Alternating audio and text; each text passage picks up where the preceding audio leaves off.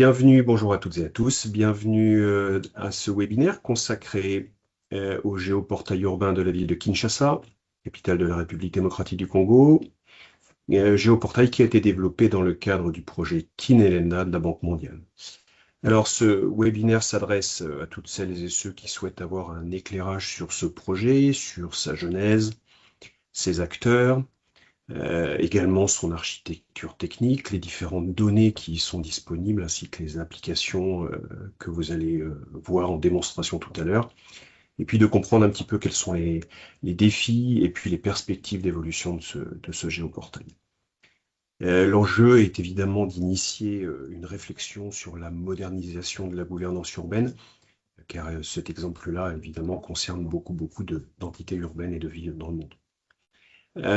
Vous allez voir comment cette plateforme géospatiale permet de centraliser, permet de visualiser et de partager les données territoriales de la capitale congolaise. Alors, je m'appelle Fabrice Lartigou, je suis associé au cabinet Arxité. Je vais être le modérateur dans ce webinaire.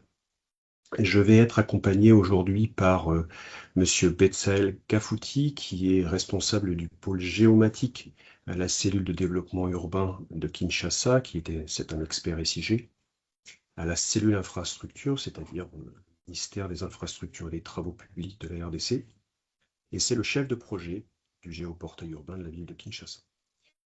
Je serai également accompagné de Nicolas Touillet, qui est un géomaticien, qui est lead technique formation chez Arxité et qui a participé activement dans l'équipe projet à la mise en place du géoportail pour la ville de Kinshasa.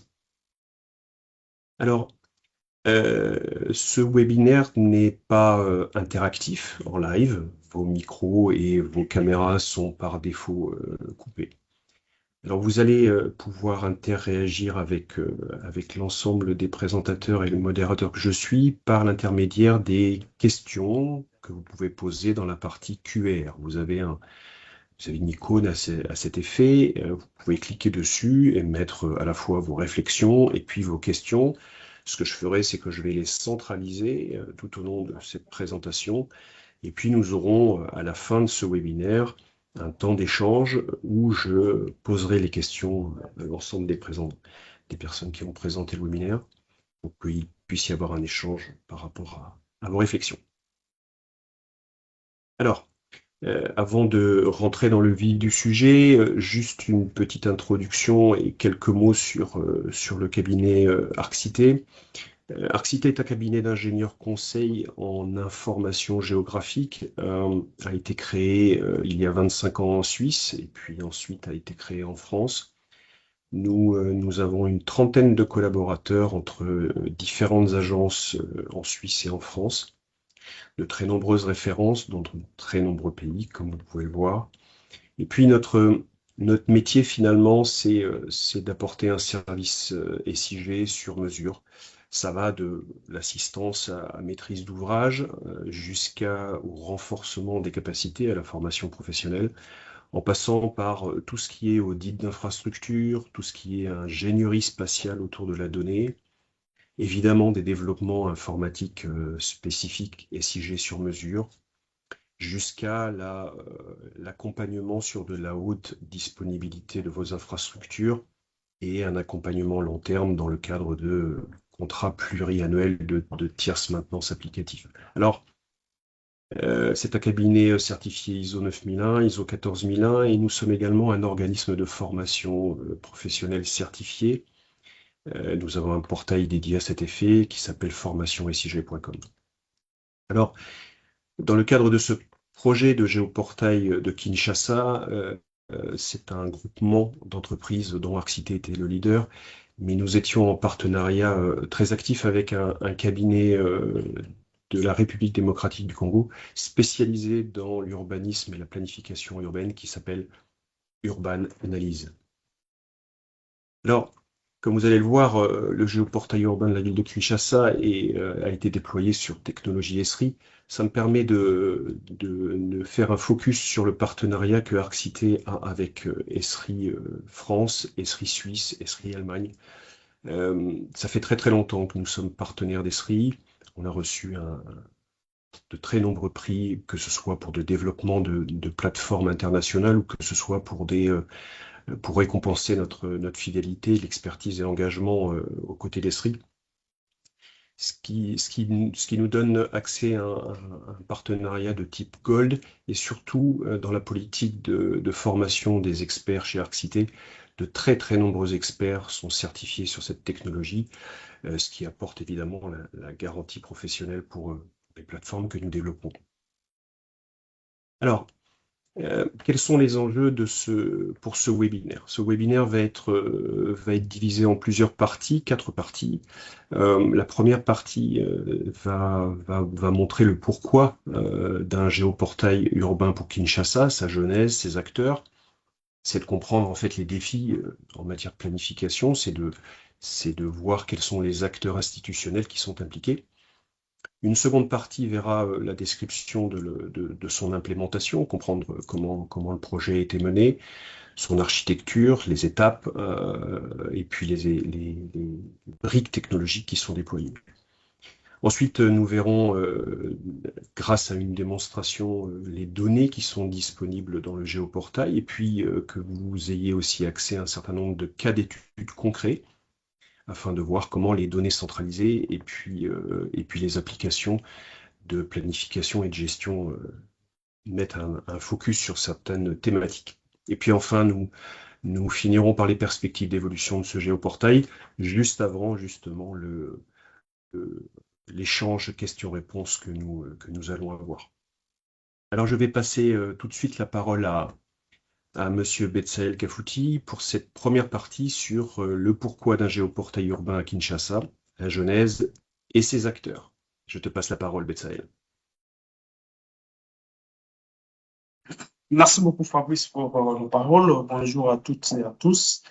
Je tiens d'abord à vous remercier pour votre présence et l'intérêt que vous portez à cette session. C'est vraiment un réel plaisir pour moi de pouvoir participer à cette session de travail pour vous montrer ce qui a été réalisé autour du géoportail de la ville de Kinshasa. Pour commencer, il est important de rappeler les contextes dans lesquels s'inscrit la mise en place du géoportail de la ville de Kinshasa. Donc, Kinshasa est aujourd'hui l'une des villes africaines connaissant une croissance urbaine parmi les plus rapides. Cette croissance, bien qu'elle représente bien sûr une opportunité en termes de dynamisme économique, démographique, mais pose également des défis majeurs en matière de planification, de gestion des infrastructures et d'organisation du territoire. En effet, l'expansion de la ville de Kinshasa s'est faite de manière peu maîtrisée, avec une pression accrue sur l'infrastructure existante, notamment les routes, le système de drainage, les équipements publics et les services urbains. Dans ce contexte, les autorités urbaines sont confrontées à une exigence de plus en plus forte, celle de disposer d'outils modernes capables de mieux comprendre le territoire, analyser ses dynamiques et anticiper son évolution. Cependant, un défi central persiste et il est fondamental. Il s'agit notamment de l'accès à l'exploitation des données urbaines. Il est évident qu'aujourd'hui, les données existent. Elles sont produites par différentes institutions, par les projets, par les acteurs techniques, mais elles sont souvent limitées ou présentent des limites structurelles. Notamment, elles sont dispersées entre des institutions. Il n'y a pas de mécanisme qui permet la centralisation de ces données. Elles sont parfois difficilement accessibles, voire non partagées, et elles sont souvent hétérogènes avec des formats et des standards différents. Et surtout, elles sont peu exploitées dans les processus de planification et de prise de décision. Cela entraîne une conséquence directe sur la décision, c'est-à-dire les décisions sont parfois prises sur base d'une vision partielle du territoire. ce qui réduit l'efficacité des interventions et peut générer des incohérences dans l'aménagement urbain. Et c'est précisément pour répondre à ces défis qu'a émergé la nécessité justement de mettre en place un outil structurant, qui est bien sûr les géoportails que nous vous présentons ce matin. Donc, face à cette situation, la ville de Kinshasa, à travers la cellule de développement urbain de Kinshasa, et dans le cadre du projet Kinelenda, est engagée au développement du géoportail urbain pour la ville de Kinshasa. L'objectif de cette initiative est bien sûr ambitieux, mais fondamental, c'est-à-dire créer une plateforme unique permettant de centraliser, de structurer, de visualiser et de partager les données urbaines de la ville de Kinshasa. Concrètement, le géoportail permet de passer d'un système fragmenté de données, comme je viens de le dire là au début, à un système intégré. Là où les données étaient auparavant dispersées, elles sont désormais organisées au sein d'une plateforme unique, accessible aux différents acteurs de la ville de Kinshasa. Donc, cette plateforme offre plusieurs fonctionnalités essentielles, c'est-à-dire qu'on va le voir même dans la partie démonstration, ça nous offre la possibilité de visualiser les cartes interactives permettant justement de localiser, d'analyser les informations, de partager les données entre les institutions, favorisant la collaboration interinstitutionnelle. Et aussi, cette plateforme permet de donner un accès structuré à l'information. C'est-à-dire, la plateforme facilite justement l'utilisation des données aux décideurs, mais aussi aux techniciens. Mais au-delà des aspects techniques, la véritable valeur du géoportail est stratégique.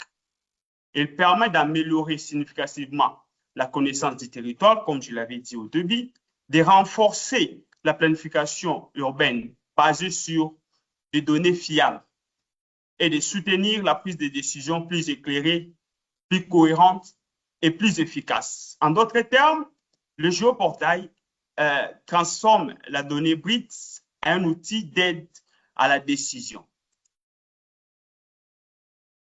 La mise en place de cette plateforme se repose pas uniquement sur une solution technologique, il s'inscrit avant tout dans une dynamique de gouvernance collaborative, impliquant plusieurs catégories d'institutions ou plusieurs catégories d'acteurs, c'est-à-dire les acteurs institutionnels, les acteurs techniques.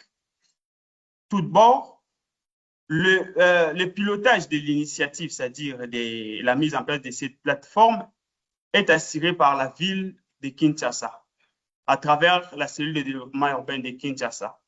Donc, cette structure qui est connue ici à Kinshasa comme en sigle comme CDIK, cette structure joue un rôle central dans la coordination du géoportail en assurant la gestion globale de cette plateforme, l'organisation des données et la mise en cohérence des distributions des différents acteurs, plutôt des contributions des différents acteurs.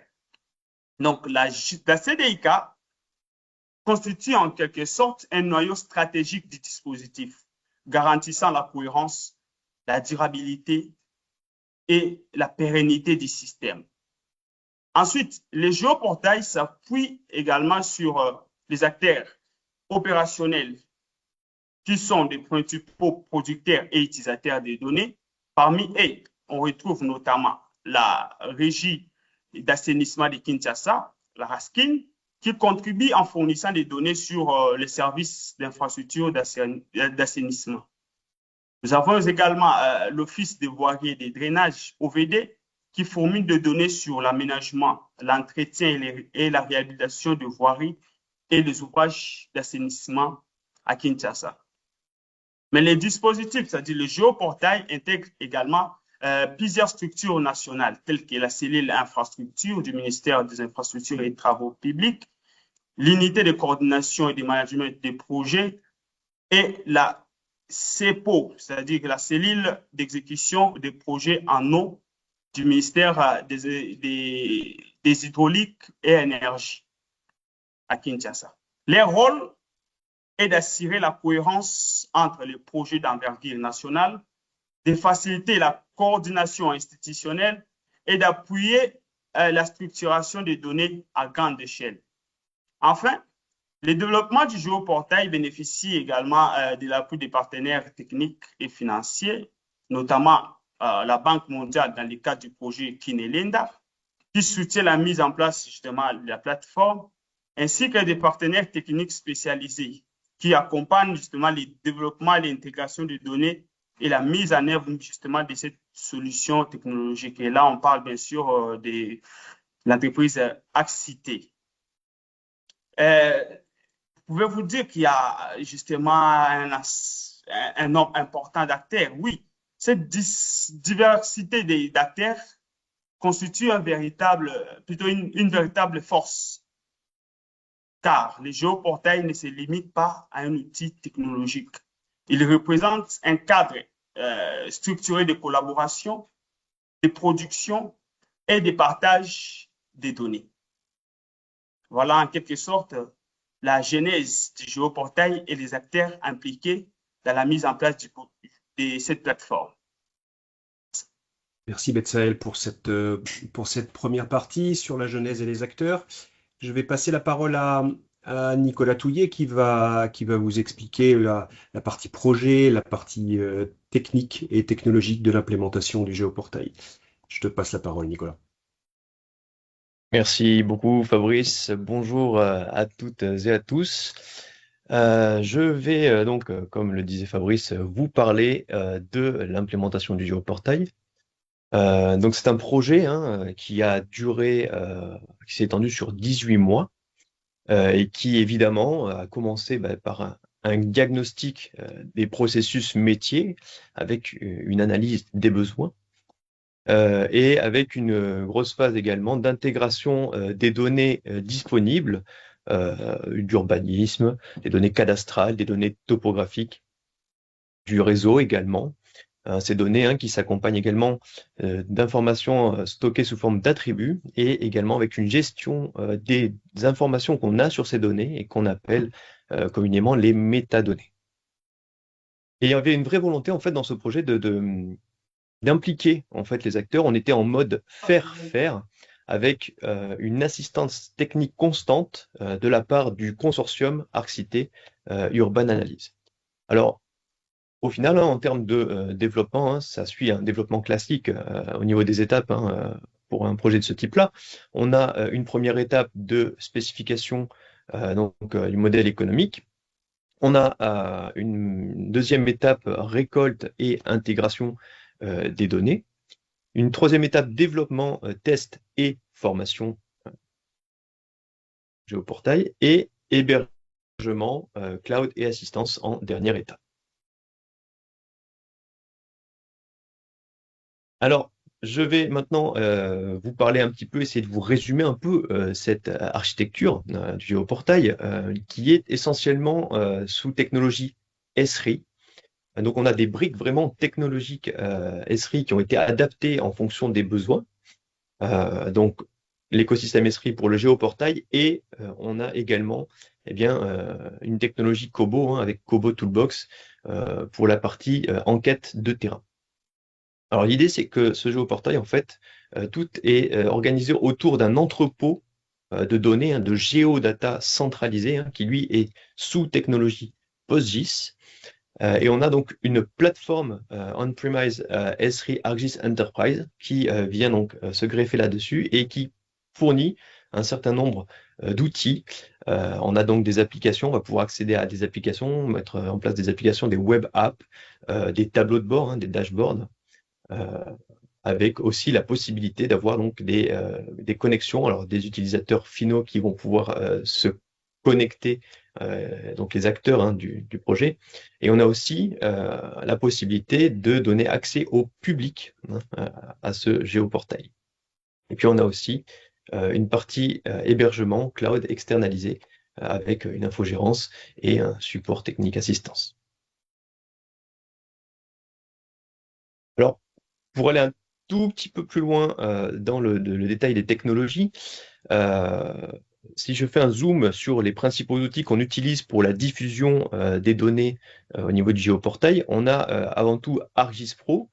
ArcGIS Pro, donc, qui est un logiciel Esri, qui lui sert essentiellement à préparer et à gérer les données géographiques du portail. Ensuite, on a ArcGIS Sites, toujours Techno Esri, hein, qui est donc un CMS qui a permis de concevoir cette porte d'entrée qui est le site internet du géoportail de Kinshasa et qui vous connecte aux outils en fait web app et dashboard qui sont centralisés dans le géoportail.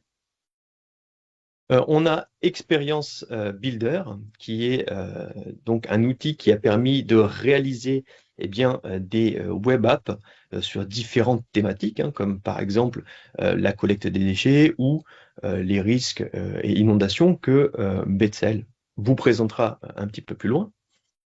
Et puis, on a ArcGIS Dashboard, qui lui permet de concevoir, hein, qui est un logiciel qui permet de concevoir des tableaux de bord statistiques interactifs sur différents thèmes comme la démographie, la vulnérabilité des routes.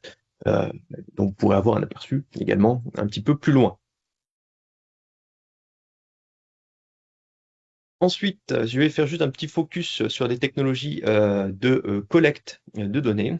On a donc ArcGIS Field Maps, hein, toujours un produit Esri, qui est une application SIG mobile qui est dédiée à la collecte de données géographiques sur le terrain, hein, depuis un smartphone ou depuis une tablette.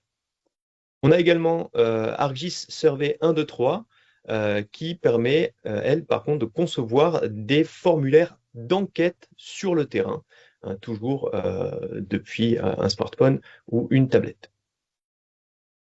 Et puis enfin, on a ces deux outils, hein, qui permettent d'avoir ces deux cas d'usage, enquête de terrain ou récolte de données à partir de points GPS. Et on a aussi une brique Kobo Toolbox, hein, de la technologie Kobo, hein, pas Esri cette fois-ci, qui, comme Survey 1, 2, 3, hein, permet de concevoir des formulaires d'enquête sur le terrain et qui est, elle, open source. Hein, c'est une technologie open source. Voilà. Merci beaucoup. Je cède la parole du coup Merci à Nicolas Betsael. Merci. pour cette partie numéro 2 sur l'architecture et les technologies qui sont embarquées. Juste un petit point par rapport à l'interopérabilité de ce webinaire. Si vous n'avez pas accès au bouton QR, si par hasard il est bloqué pour vous, n'hésitez pas à utiliser le bouton conversation. J'ai mis un petit mot à l'intérieur pour vous rappeler que vous pouvez également poser et échanger vos vues sur le webinaire. Ici, je les centraliserai pour la fin du webinaire. Merci bien. Je passe la parole à Betsael pour cette partie de démonstration du géoportail sur les données et les cas d'études concrets. Merci. À toi, Betsael. Ok, merci beaucoup, Fabrice. Bon, avant de déjà attaquer la partie démonstration, il y a d'abord la partie données disponibles. Et ensuite, ce sera la partie démonstration. Dans les géoportails, intègrent un ensemble structuré des données urbaines organisées en plusieurs grandes catégories.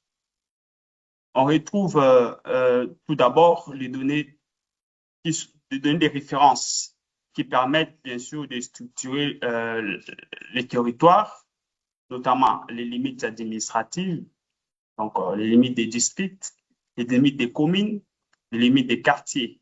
Ensuite, il y a les données relatives aux infrastructures telles que les équipements publics, tels que les routes, tels que les réseaux de drainage.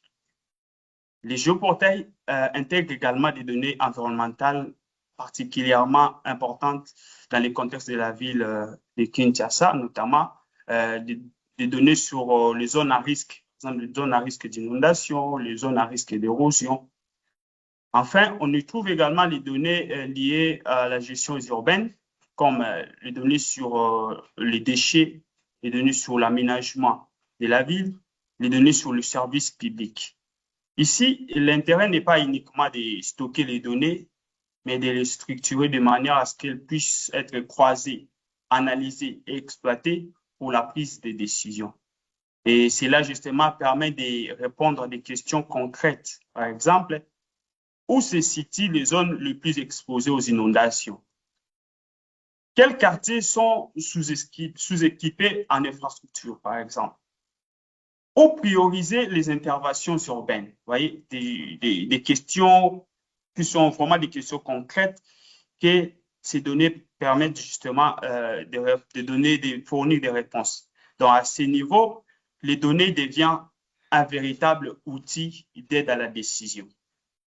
Donc, à la suite, on va maintenant, sans plus tarder, je vais vous proposer une démonstration du géoportail. L'objectif est de vous montrer concrètement comment la plateforme fonctionne, comment les données sont organisées et comment elles peuvent être utilisées dans les cas réels de gestion urbaine. Donc, rapidement, je vais quand même vous briefer sur comment avoir accès à la plateforme. Je vais faire une petite description du portail. On va parler du catalogue et ensuite, je vais vous présenter quelques applications qu'on retrouve sur le géoportail. Je peux partager mon écran. Fabrice, c'est bon, je peux partager? Oui, faut y aller. Donc, pour avoir accès au géoportail, C'est bon. donc, il suffit d'aller sur le Merci. moteur de recherche Google. Vous avez mon écran, c'est bon? Oui, c'est bon. OK. Sur le moteur de recherche Google, vous tapez géoportail de Kinshasa. Et là, la première option, justement, c'est ce qui correspond au site officiel du géoportail de la ville de Kinshasa. Donc, ce mode d'accès montre déjà que le géoportail est une plateforme ouverte, accessible et facilement consultable. Il ne s'agit pas d'un outil qui est fermé, un outil où il faut avoir les liens, mais c'est vraiment un outil disponible à tout le monde, aux experts, aux chercheurs, aux décideurs. Alors, là, nous avons la page d'accueil du géoportail, qui est justement la porte d'entrée du géoportail avec notre slogan « Observer la ville, analyser ses dynamiques, orienter les décisions ». Ce message résume parfaitement la philosophie même du géoportail. Il ne s'agit pas seulement de visualiser des données, mais bien de les exploiter et pour comprendre la ville et améliorer la prise de décision. Donc, rapidement, les géoportails est organisé, les données dans les géoportails sont organisées en thématiques, comme vous pouvez le voir là, le foncier, les transports, hydrologie, risques et déchets, mais les données sont également organisées par type de contenu, comme vous pouvez le voir là, les applications, les tableaux de bord, les cartes et les documents. Donc, les applications cartographiques sont justement des outils interactifs qui permettent de visualiser les données, mais aussi d'interroger de manière dynamique. Tandis que les tableaux de bord, c'est vraiment un outil qui permet d'analyser les informations et d'avoir une vision claire sur les indicateurs statistiques au travers des tableaux de bord. Et nous avons la partie cartographique et les documents. Et là, nous avons en vitrine quelques applications qui sont mises en avant, que vous pouvez déjà accéder. Il y a différentes applications, par exemple la carte générale, collecte des déchets, et ainsi de suite, limites administratives. Donc, ce sont des applications que nous avons mises en avant pour un accès beaucoup plus facile et rapide. Alors, la particularité avec cette plateforme, c'est que, comme nous avons dit, c'est vraiment une plateforme qui permet de partager les données qui sont disponibles. Et là, j'ai cliqué sur l'onglet catalogue du géoportail. Donc, c'est vraiment un espace dédié à la recherche, à la consultation, à l'exploitation et au partage des ressources géoportail. Et là, nous avons plusieurs jets de données qui sont disponibles sur le géoportail. L'objectif principal de cette partie ici, c'est vraiment permettre aux utilisateurs d'identifier rapidement les données et de comprendre le contenu et de les exploiter parce qu'à travers la partie catalogue, nous pouvons télécharger ces données. Il y a rapidement ici l'ensemble des jets de données qui sont là. Et nous pouvons aussi utiliser la barre de recherche pour rechercher, par exemple, un jet de données. Je prends, par exemple, les tasses de déchets. Je clique. Ça va me filtrer et ça va me rechercher les jets de données que je viens de chercher là. Voilà. Alors, OK, nous avons là, on a cherché l'état des déchets observés dans les 5 communes de la ville de Kinshasa. Et ici, nous avons l'interface qui nous permet justement une visualisation rapide déjà de nos données, des jets de données recherchés.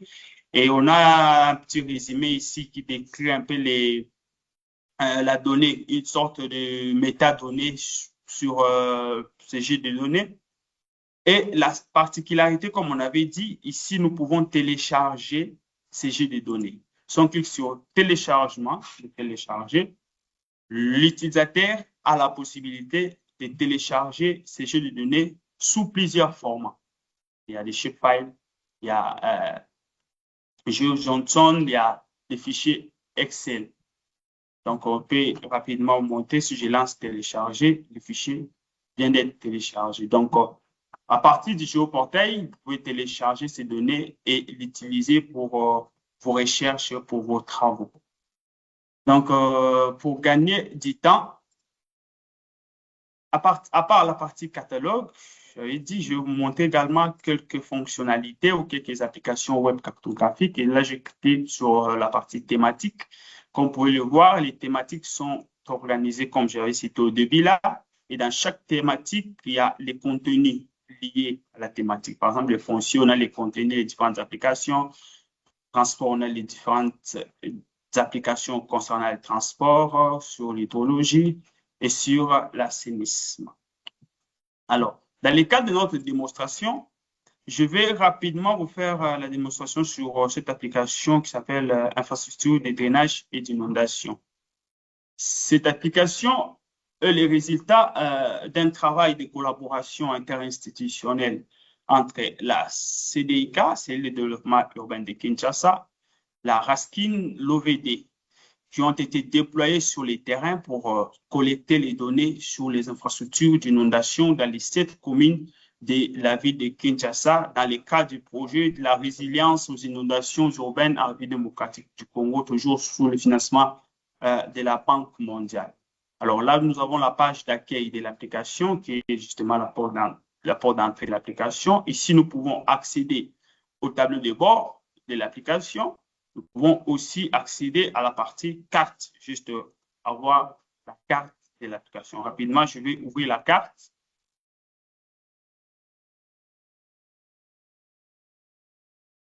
Et là, la carte s'ouvre.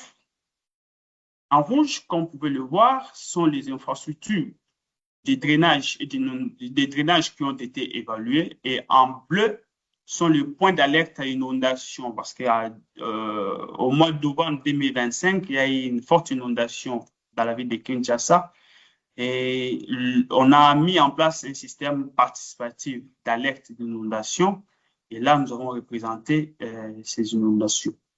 Donc, ce croisement des deux types de ces deux jets de données permet justement d'identifier les zones où les réseaux de drainage et défaillants est presque insuffisant. Cela permet donc de cibler précisément les interventions prioritaires en fonction du risque réel observé sur les terrains. Alors, la particularité encore avec cette application, c'est que nous pouvons suivre une infrastructure donnée, voire avoir les détails sur cette infrastructure. Je prends par exemple là, je prends cette infrastructure, je clique. Lorsque vous cliquez, il y a une fenêtre conceptuelle qui s'ouvre, qui vous donne la photo de l'infrastructure, qui vous donne également d'autres détails sur l'infrastructure. Par exemple, le type d'infrastructure, le problème observé, les niveaux d'urgence, et il y a même des recommandations formulées lors de l'évaluation. Il y a la quantité de déchets, donc le sable, le plastique, ainsi de suite. Donc, au travers cette cartographie, vous pouvez déjà avoir une visualisation en temps réel et proposer justement les interventions efficaces pour une meilleure opérationnalisation des activités, par exemple des curages et ainsi de suite. Et là, nous avons eu cette infrastructure. Je peux cliquer ici. Ça. Donc, vous pouvez accéder rapidement sur chaque infrastructure, avoir l'état de l'infrastructure. Comme je l'avais dit, il y a aussi cette partie, la partie dashboard qui donne déjà une idée analytique, qui vous présente des indicateurs liés à cette application. Par exemple, là, nous avons les nombres d'infrastructures de drainage évalués. Nous avons les volumes des travaux estimés. Nous avons la quantité des déchets de sable, la quantité des déchets plastiques, la quantité des déchets organiques. Au travers de cette application, vous pouvez déjà, par exemple, filtrer par type de commune. Je prends, par exemple, Kintambo, je filtre. Ça vous donne des statistiques concernant la commune de Kintambo. Par exemple, à Kintambo, on a évalué 52 infrastructures de drainage. À part cette possibilité de filtrer, vous pouvez également filtrer selon l'état de l'infrastructure. Par exemple, là, je filtrais rapidement sur l'état de l'infrastructure. Donc, les infrastructures qui sont vraiment très endommagées, où le niveau d'urgence est élevé. Là, je filtre. Nous avons à peu près 132 infrastructures qui sont à niveau d'urgence élevé. Justement, ça permet de prioriser des interventions. Donc, s'il faut des interventions d'éclairage, on a déjà une idée sur quelles sont les infrastructures où nous devons rapidement intervenir. Alors, à part cette application, il y a également d'autres applications que vous pouvez retrouver sur le géoportail. Et ça, c'est dans la thématique déchets. Nous avons l'application des collectes des déchets qui est là. Donc, cette application permet de localiser, non seulement de localiser justement les déchets, les décharges sauvages incontrôlées, mais d'avoir une vision beaucoup plus avancée sur ces décharges géolocalisées. C'est-à-dire, la mise en place de cette application est le fruit d'une collaboration entre la Banque mondiale, les étudiants de l'Université de Kinshasa et la cellule infrastructure. Donc, ces étudiants ont été déployés dans les 7 communes de la ville de Kinshasa pour géoréférencer toutes les décharges sauvages identifiées dans les 5 communes de la ville de Kinshasa. Entre autres, la commune de Mongafula, la commune de Kinsenso, la commune de Matete, la commune de Ndili. Alors, à partir de cette application, nous pouvons déjà ici voir les nombres de décharges qui ont été géolocalisées. Nous avons plus de 5400 décharges non contrôlées qui ont été localisées. En termes de volume, nous avons plus de 79 000,25 mètres cubes de déchets qui sont évalués dans l'ensemble de ces décharges. Donc, ces indicateurs permettent justement de quantifier l'ampleur du problème et de mieux orienter les actions. Nous avons également, à travers cette application, la possibilité de faire des filtres. Donc, nous pouvons par exemple filtrer selon les types de déchets principaux. Dans chaque décharge, je prends par exemple les types de déchets en bouteilles plastiques. Là, nous filtrons sur l'ensemble de ces 7 communes. Nous avons là autour de 444 décharges qui ont comme type de déchets principal des bouteilles plastiques. Et voici sa répartition en termes de communes. Donc, cela permet déjà d'identifier justement les zones concernées ou des zones où il y a vraiment urgence pour les interventions, justement organiser des collectes ciblées, planifier le recyclage des données et structurer bien sûr des filières de valorisation des déchets. Donc, nous pouvons aussi filtrer selon les types, selon la commune, comme on avait fait sur l'autre application. Je prends par exemple Mongafula. Et là, vous avez dans l'ensemble de la commune de Mongafula, il y a plus de 1784 décharges qui ont été géoréférencées. Donc, avec cette application, vous pouvez déjà voir que nous passons d'une gestion globale des déchets à une gestion différenciée et intelligente des déchets. Donc, rapidement, avec cette application également, c'est comme sur l'autre application, vous pouvez suivre une décharge sauvage de données. Par exemple, là, je peux cliquer sur cette décharge. Nous avons la fenêtre concepteur qui s'ouvre et qui vous donne toutes les informations concernant la décharge. Nous avons par exemple la localisation, le volume des déchets, et trouver la hauteur et la largeur de la décharge. Donc, l'État va nous manquer pour présenter beaucoup plus en détail toutes les applications et rapidement. Pour juste 2 ou 3 minutes. Je sais que j'ai déjà dépassé l'heure. Je peux vous présenter rapidement une autre application qui est aussi une application très utile, qui est un tableau de bord. Dans le cadre du projet Kinilenda, il y a une usine de traitement d'eau qui a été réhabilitée dans la commune d'Engaliema, qui est l'usine de traitement d'ozone. Donc, ce tableau de bord vous donne justement l'influence de cette usine de traitement d'ozone. Alors là, nous avons rapidement le nombre d'habitants qui sont influencés par cette usine. Nous avons l'ensemble des branchements sociaux issus de cette activité et nous avons la répartition par commune et par module.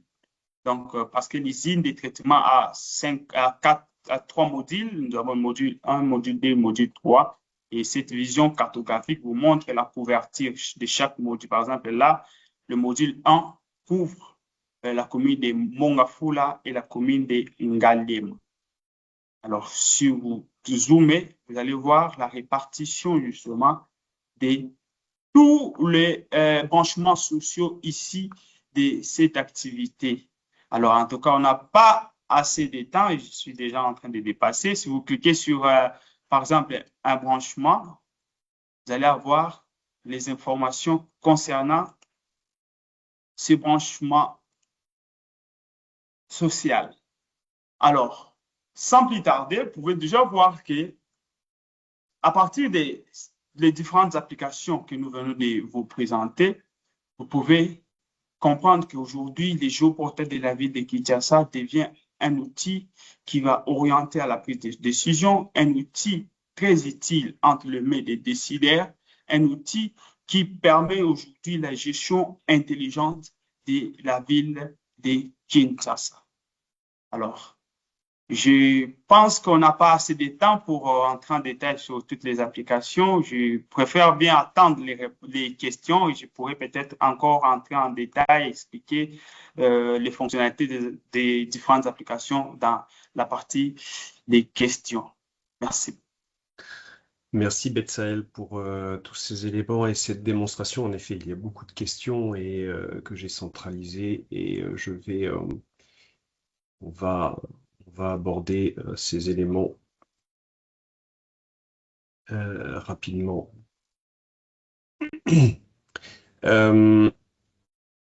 Avant de passer aux questions-réponses, est-ce que tu peux nous parler des perspectives d'évolution du géoportail? Pardon, je ne suis pas bien suivi. Je disais, avant de passer à la liste des questions-réponses, est-ce que tu peux nous présenter les perspectives d'évolution du géoportail, s'il te plaît? Et dans le géoportail de la ville de Kinshasa, est une plateforme en constante évolution.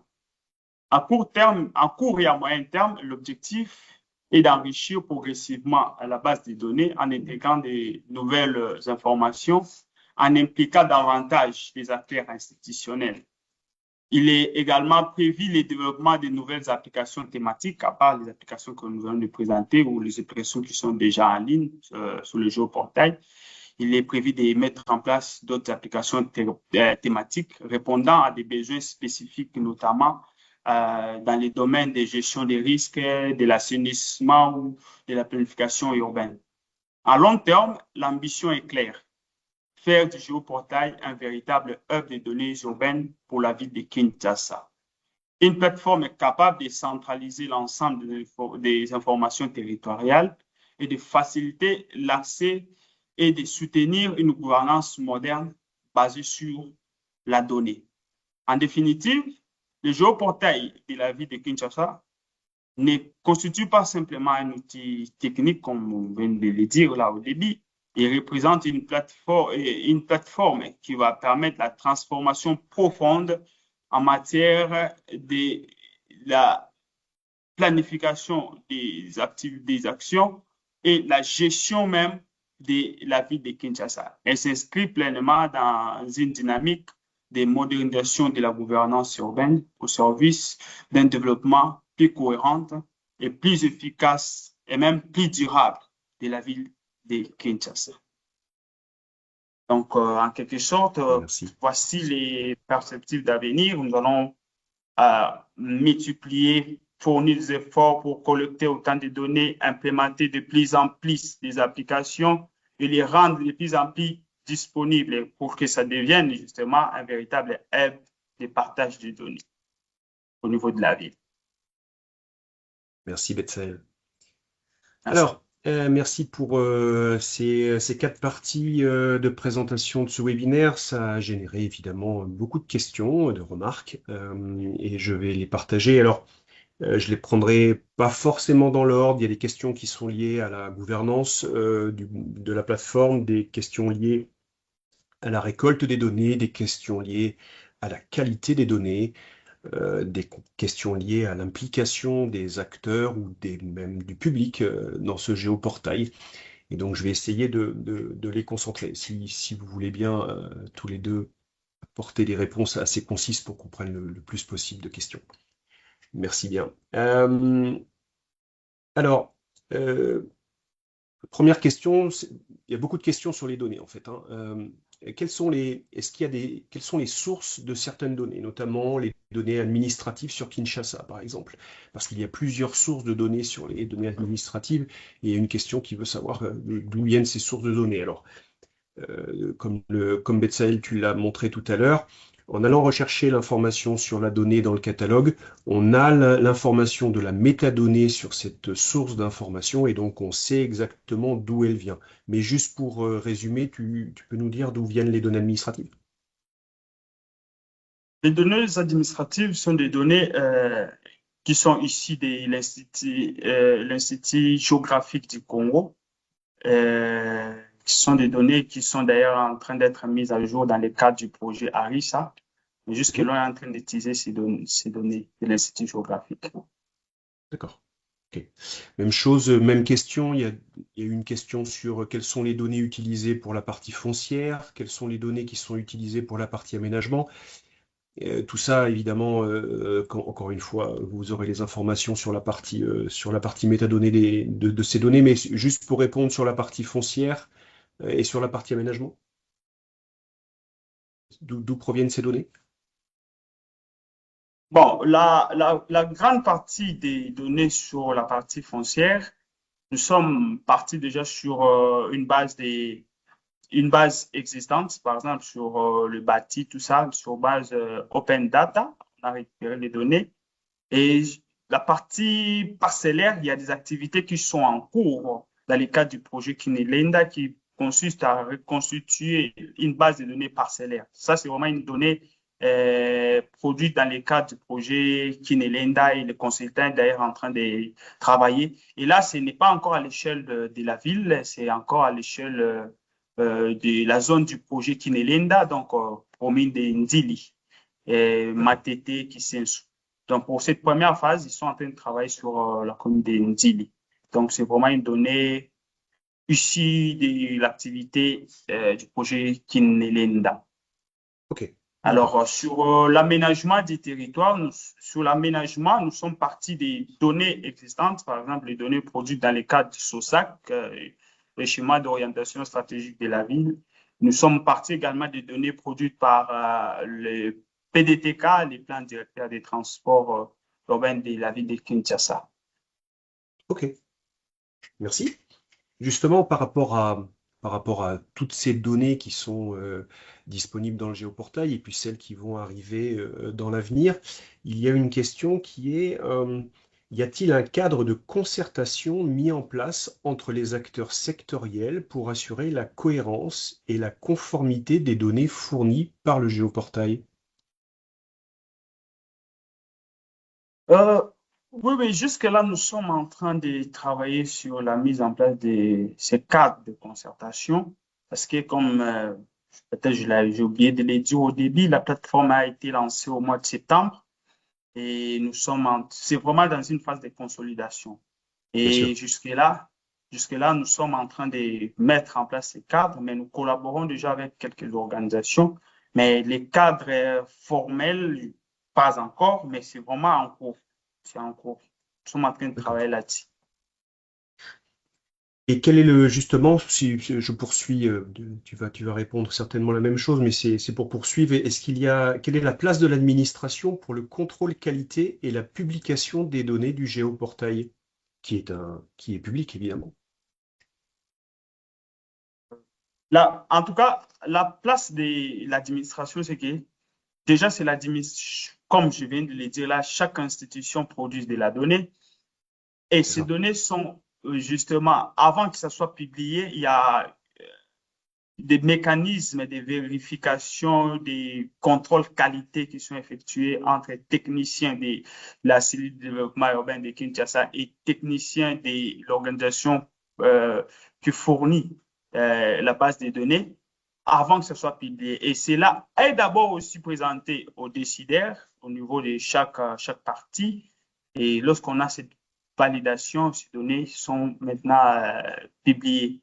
Donc, jusque-là, ça passe d'abord par une vérification technique et une validation au niveau du décideur. D'accord. Ok, je comprends. Euh, il arrive de voir des plateformes de géoportail dans d'autres pays, pour d'autres villes, où le citoyen est au cœur de la récolte ou de l'information dans sa propre ville. Est-ce que, en l'occurrence ici, c'est pas encore le cas, mais est-ce que il est prévu d'impliquer les citoyens de la ville de Kinshasa via des applications citoyennes pour que l'information puisse revenir de la population? Oui, oui, oui, oui, bien sûr. Déjà, l'implication, jusque-là, on a impliqué, comme vous avez vu, sur l'application des déchets, on a impliqué les étudiants et l'implication citoyenne va beaucoup plus intervenir si vous vous souvenez même, je vous ai montré un système d'alerte, les données sur les alertes à inondation, c'est des données fournies par les citoyens, mais plus tard, il y aura un cadre qui sera mis en place au niveau de chaque commune pour que les citoyens participent pleinement à la production des données, collecte des données. Donc, ça sera beaucoup plus sur la partie gestion des risques et catastrophes naturelles d'abord, et ensuite, ça sera sur la partie déchets et assainissement. Donc, il y a des mécanismes c'est vraiment dans sa phase embryonnaire, hein. Nous sommes en train de réfléchir autour de ces systèmes que nous allons mettre en place pour chaque commune. Il faut former des référents data SIG et ces référents data SIG qui vont former l'ensemble des communautés en l'air dotant des petites applications, des collectes de données, étant donné déjà que, par exemple, la plateforme présente plusieurs applications de collecte de données. Nous avons Keyfield, nous avons Kobo Collect qui sont déjà intégrés dans l'application et les communautés peuvent avoir accès à ces applications pour collecter les données. Mais il y aura d'abord un renforcement des capacités. Donc, jusque-là, le travail qui est en train d'être fait, c'est d'abord l'identification des référents data SIG qui seront formés et à leur tour, ils vont former les citoyens. Donc, c'est un peu ça. Ça sont des initiatives qui sont prévues et qui sont d'ailleurs déjà amorcées. D'accord, très bien. Merci. J'ai deux questions qui vont dans ce sens. Est-ce que les données, est-ce que par exemple le géoportail demain associera des données de santé publique ou d'autres données sur des risques climatiques, par exemple? Données de santé, vous avez dit? Oui, des données de santé publique. Oui, bien sûr. Je ne vous ai pas déjà présenté la carte générale. Si vous allez sur la page d'accueil, il y a la partie vitrine, il y a une carte générale qui vous met d'ailleurs sur cette application. On a intégré tout ce que nous avons comme données, différents jeux de données. Et là, vous allez trouver les données sur la santé publique, les centres de santé, les écoles, et ainsi de suite. Donc, il y en a déjà. Et le travail qui sera maintenant fait, c'est, vous savez très bien, comme je l'avais dit, il y a des données existent au sein de plusieurs institutions, mais il y a un travail des prises de contact avec ces institutions, enfin d'enrichir ces données qui sont déjà disponibles. Mais pour D'accord. l'instant, il y en a déjà, il y a déjà une bonne base, mais qui est appelée à évoluer, bien sûr. Alors si je ne fais pas partie des institutions, si je travaille dans une autre organisation ou si je suis, je ne sais pas, membre d'un club de cartographie, et si je veux proposer les données pour qu'elles soient dans le géoportail, est-ce que c'est possible? Est-ce que je peux vous accompagner? Est-ce que je peux proposer les données pour qu'elles soient publiées dans le géoportail et comment ça se passe? Oui, oui, oui, oui. Donc, on ne travaille pas seulement avec les institutions publiques, on a également le Ah, secteur privé avec qui nous collaborons. La fois passée, on a même assisté à une conférence régionale sur la gestion des déchets et d'équipements électroniques et électriques. Et là, on a rencontré plusieurs institutions privés qui nous ont contactés. On a présenté l'application, ils nous ont contactés, ils ont dit qu'ils vont fournir en données parce qu'ils produisent de la donnée.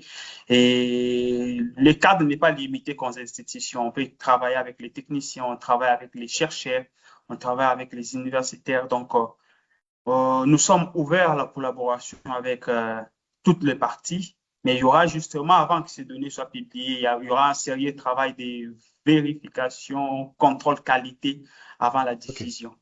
Donc, c'est un peu ok. ça. Très bien, on va prendre encore une question ou deux. Il y a des personnes qui ont été surprises par le fait qu'il y ait plusieurs technologies de collecte des données sur le terrain. Et technologie Survey 1, 2, 3, technologie Fielmap, technologie Kobo. Pourquoi avoir des technologies différentes pour traiter un même sujet en fait? Alors je ne sais pas si Nicolas, tu peux apporter une information ou si c'est elle, tu, tu veux parler. Oui, oui, oui, je peux amener peut-être quelques informations. C'est-à-dire qu'on ne met pas à jour exactement la même chose. Quand on utilise une application comme Fielmaps, on est accès carte, on est accès données SIG, on va sur le terrain, on va mettre à jour de la donnée, des points, des lignes. Voilà, on est centralisé carte. Alors qu'avec Survey 1, 2, 3, on a plus un outil qui permet de concevoir des questionnaires, des formulaires hein, complexes sur un objet ou un lieu. Euh, Ce sont des questionnaires en fait qui sont comment dire qui ressemblent en fait à des questionnaires papier d'enquête qu'on pourrait mettre en place sur le terrain. Voilà. Donc on a vraiment deux choses différentes, hein. On a d'une part vraiment la donnée géographique et d'autre part un formulaire d'enquête de terrain avec des logiques conditionnelles, voilà, des formulaires comme on les connaît. D'accord, très bien. Et pourquoi du coup éventuellement un rajout de Kobo Toolbox qui est fait sensiblement la même chose que Survey 1, 2, 3, c'est juste que c'est une alternative financière parce que quand vous avez un grand nombre d'utilisateurs, ça peut rapidement être assez coûteux. Donc, Kobo Toolbox est une alternative financière, mais également, ça amène, comment dire, techniquement, ça donne aussi la possibilité aux partenaires qui fonctionnent déjà avec la techno Kobo et qui ont déjà des éléments, et bien de ramener ces éléments et ces informations au cœur de la base du géoportail. Si. Si. Une question sur la partie, comment dire, faire en sorte que le géoportail soit pérennisé dans l'avenir. Est-ce que les acteurs ont déjà réfléchi à un mécanisme de pérennisation du géoportail sur les prochaines années? Bon, ça, c'est vraiment un sujet qui est d'actualité. Les acteurs sont en train de réfléchir là-dessus, mais pour l'instant, il y a déjà, nous comptons sur un appui des projets existants. Par exemple, dans le cas du projet euh, PUIR, comme j'ai présenté le projet sur la résilience aux inondations urbaines en RDC, il y a déjà euh, une partie qui est accordée pour la pérennisation du géoportail et qui va couvrir au moins le géoportail dans les 5 années à venir, pour 5 ans. Mais il y a également un travail qui est en train d'être fait au niveau institutionnel, c'est-à-dire au niveau de la ville, pour que ce géoportail soit intégré dans la prévision budgétaire pour qu'il y ait quand même un budget alloué à cette plateforme pour assurer la maintenance des licences, la mise à jour des données, étant donné que le plan de mise à jour, c'est vraiment trimestriel par thématique. Donc, il y a d'autres thématiques où nous allons être peut-être annuelles. Il y a des thématiques où nous allons mettre à jour des données trimestriellement. Il y a des thématiques où nous allons mettre même des données mensuellement. Donc, il y a une nécessité justement de trouver également des moyens pour initier ces activités de mise à jour des données. Et il y a un travail qui est en train d'être fait au niveau de la ville pour que ça soit aligné dans le budget. Très bien, parfait, merci. Allez, une dernière information, c'est juste de l'UCM qui nous informe qu'hier à Kinshasa a été lancé Energy Access Explorer. Est-ce qu'il y a une collaboration car ils sont déjà en avance sur la cartographie et la collecte des données multisectorielles? Alors j'imagine qu'il y a beaucoup de choses qui vont être lancées dans les prochains mois. Est-ce que tu peux, Betsaël, peut-être apporter une réponse à juste? Et puis on s'arrêtera là pour les questions-réponses. Alors, énergie, il a dit c'est Energy Service Explorer. Energy Access Explorer. En tout cas, nous ne sommes pas informés jusque-là. Ok. Nous ne sommes pas informés. Vous aurez l'occasion Mais d'échanger sur ça. le problème, c'est justement, nous sommes en train d'éviter la multiplicité des efforts.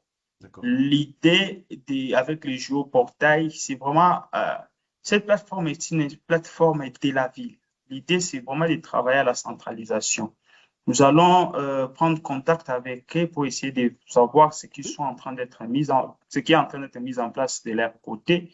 Mais si ce sera utile, parce que la logique, c'était éviter la duplicité des plateformes et éviter la duplicité des sources de données. On a eu des questions ici par rapport à la source des données utilisées, parce qu'ici, on a des données de plusieurs sources et cela rend difficile l'utilisation des données parce qu'on se demande ça c'est de quoi, ça c'est de qui. La logique avec cette plateforme, c'était justement de répondre justement à cette question de quelles sont des données fiables, quelles sont des sources de données officielles au niveau de la ville. Et là, la plateforme est géoportail de la ville de Kinshasa est pour ça. Donc, nous allons essayer de prendre contact avec eux pour essayer de savoir ce qui est mis en place et voir comment nous pouvons collaborer pour éviter justement de multiplier, de doubler les efforts alors que ça, c'est déjà disponible et nous sommes déjà en train de travailler là-dessus. C'est déjà opérationnel, fonctionnel au niveau de la ville de Kinshasa. Donc, c'est un peu ça. Merci Betsaël. Merci Nicolas pour ces questions et réponses. Nous arrivons à la fin de ce webinaire. Ça a été un plaisir de partager avec vous toutes ces informations. Ce webinaire est enregistré. Il va faire l'objet d'un enregistrement coordonné et il sera disponible sur l'ensemble des plateformes d'Arxité. Vous l'aurez sur LinkedIn, vous l'aurez sur YouTube, sur la chaîne YouTube, mais j'aurai l'occasion de partager ces informations. Et puis d'ici là, n'hésitez pas à revenir à la fois vers Betsaël pour toutes les questions ayant trait au géoportail et puis ayant trait à la publication des données, et puis au partenariat et au futur de ce géoportail. Et puis si nous restons évidemment à votre disposition chez Arxité pour toute information ayant trait à nos activités, aux différentes plateformes et aux différents services que nous avons. Je vous souhaite une agréable journée. Je vous remercie encore une fois et je vous dis à très bientôt. Merci Nicolas, merci Betsaël. Merci beaucoup. Bonne journée à tous et à Et toutes. bonne journée à toutes et à tous. Bonne journée. Merci. Au revoir. Au revoir.